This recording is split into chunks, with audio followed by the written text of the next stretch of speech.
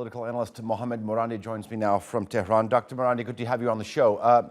So the argument that Frank Uciardo was making in New York was mentioning that because the Security Council did not extend the arms embargo, the U.S. will try to trigger a snapback mechanism of these UN sanctions on Iran. Now, Iran's stance is that it's not technically or legally possible because the U.S. has already unilaterally withdrawn from the JCPOA, and only parties that are a part of this JCPOA can trigger this mechanism.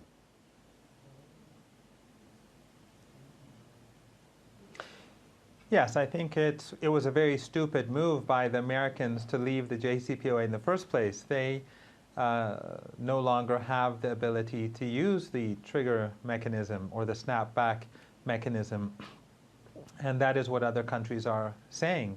If they had remained within the deal, they could have done that, but they no longer have that capability.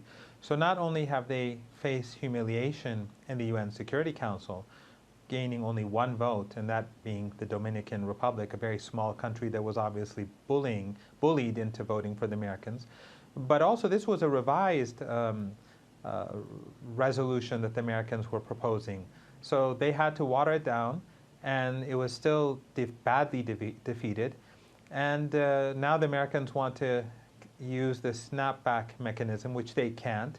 So it's humiliation after humiliation. And I think the most important thing here is that the international community recognizes that the U.S. maximum pressure campaign against Iran failed, despite hurting ordinary Iranians, punishing ordinary Iranians, making Iranians suffer. We see that Iran is stronger today in confronting the United States than 2-3 years ago, and Iran's regional allies are stronger today than they were back then. So it's a failure for the U.S., and I think it will have ramifications in the future. But the Americans may try to push the British or the Europeans into using that snapback mechanism. Okay, Dr. Marandi, you said it was a stupid move by the United States for it to unilaterally withdraw from the JCPOA.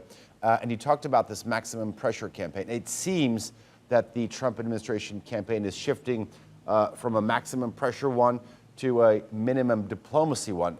But the goal is the same, is to kill off the Iran nuclear deal. I'm wondering if you think that if Joe Biden, the vice president under Barack Obama, wins in the upcoming November elections, that Iran would hold any hope that this deal could be salvaged.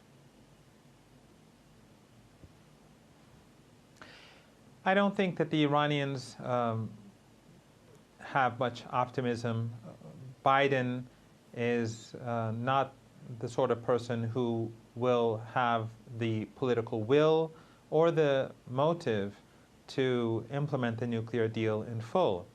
The Iranians have said already, and they've said it for years now, that they will accept no changes to the nuclear deal. For years, Americans and Western analysts and so-called Iran experts who usually know nothing about Iran have said that the Iranians will bow down, and we saw that the Iranians didn't. And Iran is in a very strong position today, despite the difficulties.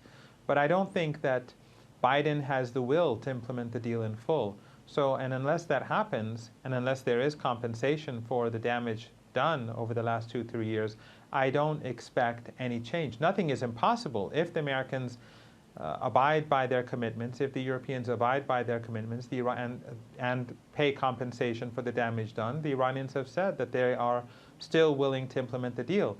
But the Iranians are not counting on this, and that is why they are shifting away from the West, looking for new partners in the global South and in the East.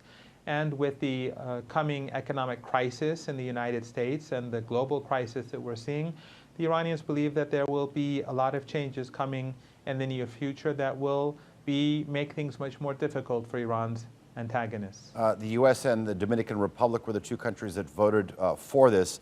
China and Russia against it.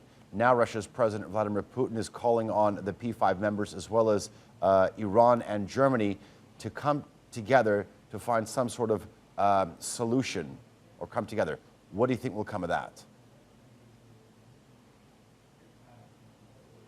Well, I think the Russians want to keep the UN Security Council intact, and the behavior of Washington is becoming increasingly erratic across the board. Biden The Democrats, the Republicans have destroyed relations with Russia. They're destroying relations with China. They're ruining relations with allies. And the United States is becoming increasingly unpredictable. And I think a lot of people are probably wondering what is going to happen before the elections. What sort of policies will Trump pursue in order to win the election?